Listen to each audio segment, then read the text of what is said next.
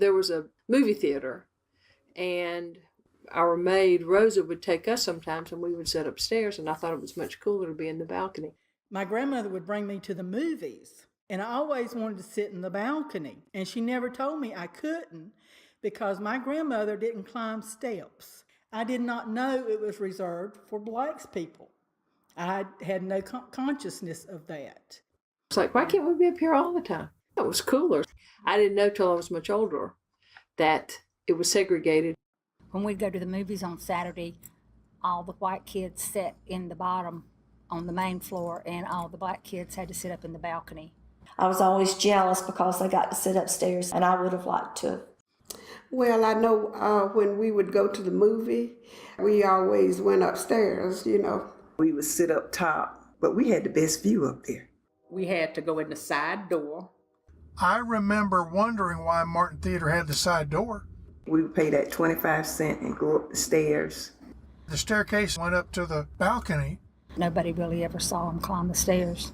I remember wanting to watch the movie from the balcony and being told we couldn't. Didn't tell us why, just said you couldn't go up there. I didn't understand it except the color can't go in where the whites go. Everything was completely separate. We had no association with blacks at all. I mean, they had everything separated. The blacks had a place they went to the bathroom, and the whites had separate bathrooms for men and women, and the men and women of the blacks went to the same. At the snack bar at the theater, I noticed that there was a small sliding window that served people from the balcony, and they only got served after the downstairs part of the theater was served. I was maybe 8, and I remember the girl that was getting popcorn and Cokes for everyone slid the little sliding door back and told them be quiet. She'd get to them when she could. Then she slammed the door back and started waiting on the white customers again. You know, she opened the door. I was wondering, what are they doing there? I just thought that was the way it was supposed to be, I guess, because that's the way we grew up. It bothered me at the time, but I didn't really think a lot about it because it was just the way it was. You know you're separating, but you just never, that's just what we did. That's the rule we had to live by.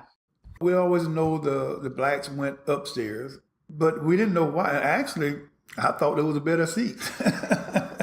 Later, I understood what that was, but at the time, it went right over my head.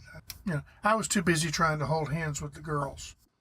When they first tried to integrate the movie, I went, and I think it ended up with us throwing a lot of stuff down on them, tomatoes and all this kind of stuff, because really they couldn't throw up. We could throw down.